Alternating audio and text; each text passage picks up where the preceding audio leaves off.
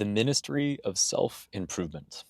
There's definitely a self-destructive part of myself. That's a guarantee. I feel like a lot of other people have it too, but I could be wrong about that. Jung seemed to think so, though. He personified that place, the shadow, which Robert Johnson playfully describes as the unconscious dumping ground for the undesirable characteristics of a personality. As a collective, we've developed different sanctioned places for those parts of ourselves.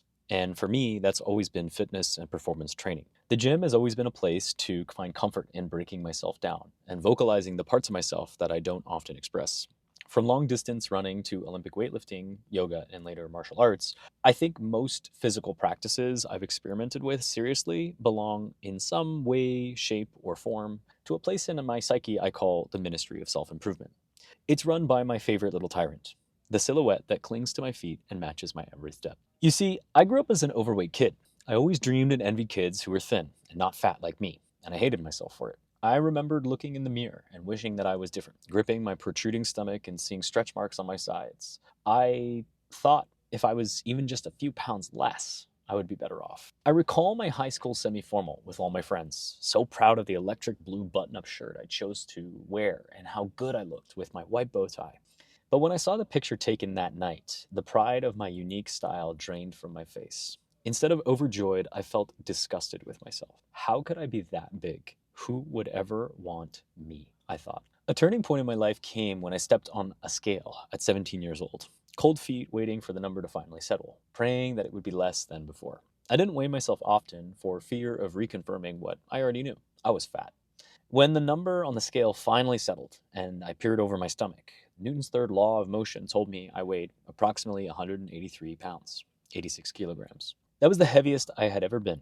I couldn't believe it. Consulting an online BMI calculator flashed a red warning sign. I was obese. Not chubby, not overweight, not a bit of fluff, but obese. I felt smaller than the lowest insect in existence. In high school, the thought of girls and dating didn't make it weigh any less. But I'm not one of those people, I thought in protest. The same category of people that the juvenile TV shows and internet memes I had consumed railed against as an outlet for inward anxiety, insecurity, and malicious spite. Yet, I was. I'd been programmed to draw a line around a group of people above a body weight, which the collective labeled as lazy, unattractive, unmotivated, undesirable, gluttonous, and more. And I considered myself outside that group. I didn't experience the same volley of torment those people did on a day-to-day basis. How could I be one of them? But I was one of those people. The receipt was on the scale in front of me. Reality doesn't lie. I'll admit it, I didn't exercise, I ate terribly, and I sat playing video games a lot. The fat shaming movement helped bring some humanity to society's favorite punching bag. The classic judgments given are often too coarse for a group of people, especially as science keeps humbling us on why weight varies so much between individuals. But I never excused myself for my weight. That's hard to write, which I hope you'll understand by the end of this essay. If I had grown up simply by accepting my body as it was rather than working on it, I would probably be a very different person today. When 71.2% of Americans were considered overweight between 2020 and 2023, pre-Ozempic, I doubt it's because most of the population suffers from genetic or socioeconomic conditions that drive obesity. I'd bet there are some neglected lifestyle line items accruing interest for a lot of people, and that's exactly where my story ties back. Shame and self-disgust are volatile emotions. Contrary to what my arrogant 20-year-old self thought, and also what Brene Brown's later research points to, shame alone is not an effective long-term motivator to change. It's a powerful, push-driven impulse rooted in the evolutionary survival consequences to tribe exile, but it's not sustainable. It's like a stick you can hit yourself with for a quick wake-up call, but if you continue to beat yourself with it, eventually your nervous system resigns to a state of learned helplessness. Despite what might sound like a heroic plot point, I didn't magically decide that day, looking at myself in pure disgust, that I needed to change my life or get it together. Boy, that would make a lovely, tight story arc. But alas, reality is different. I eventually lost around 50 pounds through a series of low-pressure attempts at being active. These made me fall in love with the process and the identity I could see myself running towards, as well as away from. In short, I was motivated in part by pull, but fed by some very unsavory push motivations. And the difficult part of all of that is, those parts didn't magically go away either. It would be a lovely little self-serving piece to say that everything was cleaned up and love saves the day. But it's more like all your passions became virtues and all your devils became angels. Before we go deep into the ministry of self-improvement, what I sometimes call in Orwellian newspeak, mini self-prove, I want to start by saying these principles come from a destructive instinct and applied to real life are a recipe for dysfunction. There's a reason I chose a dystopian name for this part of myself. In life, good is usually good enough. We don't need to strive for 150% effort in everything. If you know how to chop an onion to cook for Tuesday evening, you don't need to go back to the beginning to chop the onion again. It's fine. Instead, what I'm framing at the outset is these instincts do exist inside of us, though, at least inside me. And rather than pretending they don't, finding a healthy place to put them is a lot more functional than letting them destroy. That process is integration, finding places to express the flora of wholeness, being able to express parts that are insane, sensitive, unkind, enduring, or feel that deep down they are just weak. Because that way we can live a full and whole life rather than one that manipulates us from the underground. The push motive blueprints remain the same to this day. I don't want to go back to being the overweight kid I was. I'm still running, in part, from that. But what's interesting as I reflect is how and why the brutalist halls of the Ministry of Self-Improvement are shaped as they are, how they've shaped me, and the consequences they've had in my life. Back, more back, the coach yelled with a fury whose subtext read, "You are an incompetent moron who doesn't understand what the word back means." The ball and socket of my hip joint felt loaded like a spring as I tried to lower my body even lower to the barbell. If I move back any further, I'm going to fall over, I thought.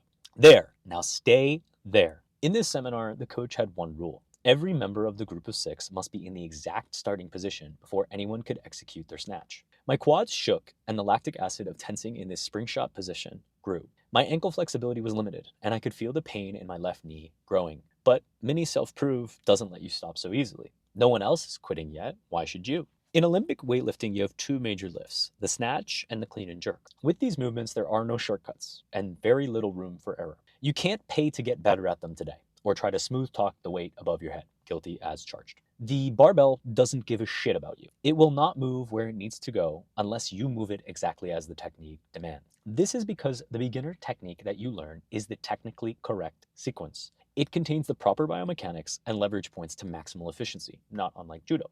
When I would mess up a pull or not fully extend, I would miss my lift 90% of the time, no exceptions. In doing so, I became quickly humbled to see that if I wanted to lift a bigger number, I must start from the beginning and drill the sequence again and again. I knew that something was not right after the last snatch I did the day prior. Waking up, my shoulders and traps felt stiff. I felt like my neck was moving through concrete. But mini self-proof shrugged it off because I needed to be tough and get over it. When things felt bad, I simply needed to take a few days off, then go back and start and try the sequence again. But the more I persisted in restarting the work, building my weight back up, the more I would hit the same wall with persistent issues. My upper traps had become hypertonic from nonstop pulls and inadequate rest. My body then decided to slap 100 layers of Kevlar on itself every time I got remotely close to a heavier weight. Eventually, I had to give up Olympic weightlifting altogether, seeing that I was simply pushing myself closer to injury after injury.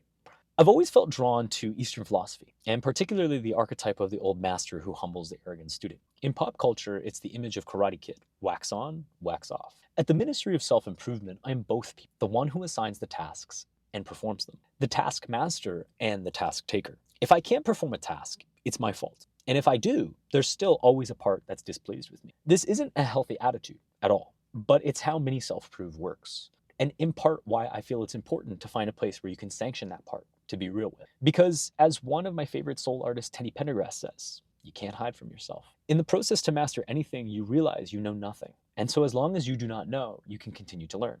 But this is also a vicious ammunition for my inner critic to remind me that no matter what, I'm still not good enough yet. In Japanese culture, Shoshin means the beginner's mind, a strong undercurrent to Zen philosophy. According to D.T. Suzuki, the right attitude in Zen points to the importance of maintaining the beginner's mind, approaching always as if for the first time, without preconceptions. This translates to physical practices in the idea that the beginner sequence is the advanced sequence. When we begin a new movement practice, we start, no matter our background, at the beginning. Kinetically, it is because our nervous system must assimilate foundational motor patterns to navigate the practice fluidly. However, as is destined to happen when someone graduates from the first stage and develops pride in their progress, they start to believe themselves to be beyond the beginner practice. Shoshin says, when you do it wrong, it is clear that you do not understand, and so you must do it again from the start. This is one of many self-proof's favorite forms of penance, the humiliation to return to the start. Tisk, tisk, tisk, says the warden. What a disappointment. You clearly do not understand what you are doing. It looks like you have to start at the beginning all over again. The city of Toronto was just waking up as sunlight beamed into the second floor studio, but the class and I had already been awake and moving. My body was covered in sweat and my hands could barely maintain the grip on my ankle as we held in dancer's pose in a 40-degree yoga studio. Kick into your hand. The more you kick, the more you stretch. Kicking and stretching, 50-50. Heart rate is coming up. One of my favorite teachers, W, called out to the room. And release. Leg to the floor. Move to the back of your mat and just breathe. W called out to the class as we released from the peak position. I stood at the back of my mat, my heart exploding and my head light. The deceleration from 100 to 0, along with my already poor mental state that morning, made me feel dizzy. I wobbled a bit, reminding myself to breathe and steady, but my system was overloaded, and I knew it. I started to panic internally. Whoa, am I going to pass out? Slow down, don't pass out, I thought.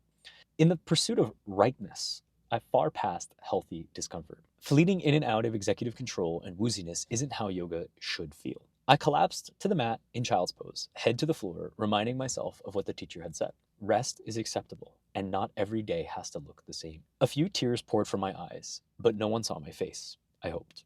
It wasn't the first time I had nearly fainted in my early experiences with this practice. I don't think I ever told W why I liked her so much, in part because I was deeply embarrassed about it. The same intensity she brought to her practice and projected in her voice to the room with confidence at times reminded me of the voice of the Ministry of Self-Improvement. Yoga was a new frontier and shape that it was exploring. Something about the precision and mastery contained in the movement turned its gears in a very particular way. Which isn't to say that yoga is always so serious. In fact, the playful side was what brought community to me, and I found it often in my teachers.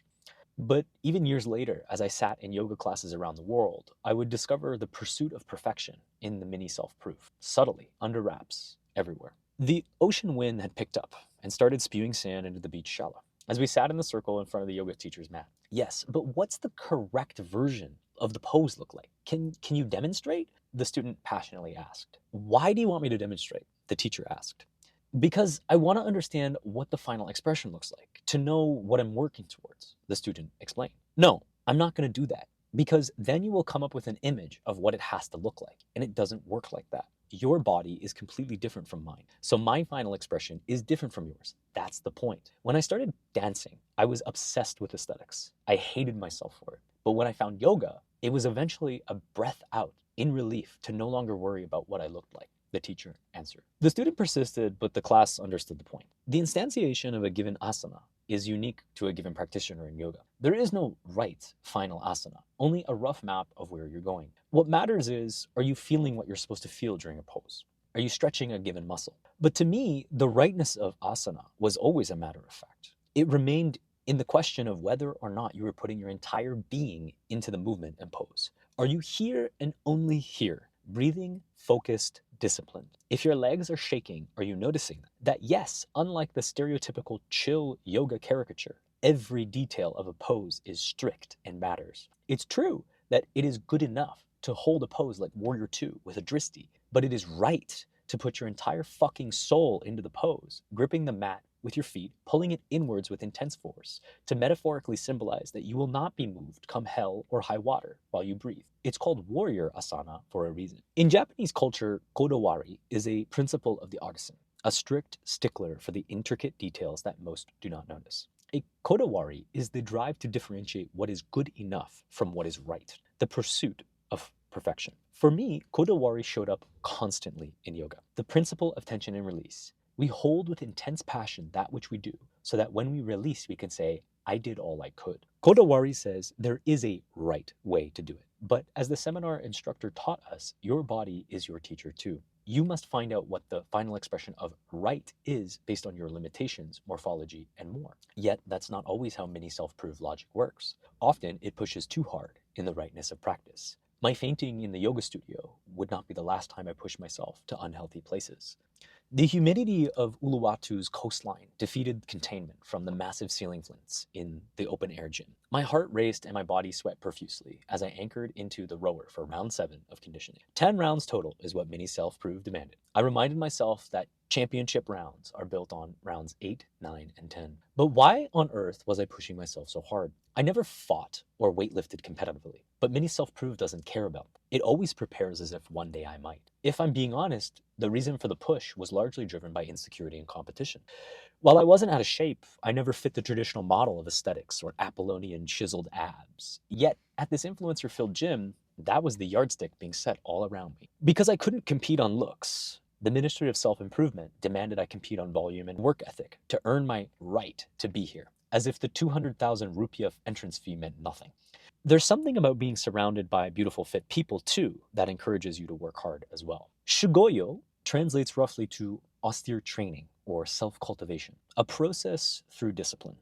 It's a mindset to master both physical and an inner self. Shugyo, in Mini Self-Prove, is the idea that to do only what is required is to fall short. If your training conditioning says you need 3 rounds, Mini Self-Prove insists that you do 6. Why? Because if you volunteer to become the worst possible rival you can imagine, demanding more from yourself than any foe could ever possibly, you forge an unbreakable spirit. In Muay Thai, there is a saying, train hard, fight easy. You endure difficulty beyond what competition or external challenges can ask to prove to yourself that you can handle them. This isn't to say I feel your training must break bones in your body or actively injure yourself. In fact, I wince at some of David Goggins' videos because of this.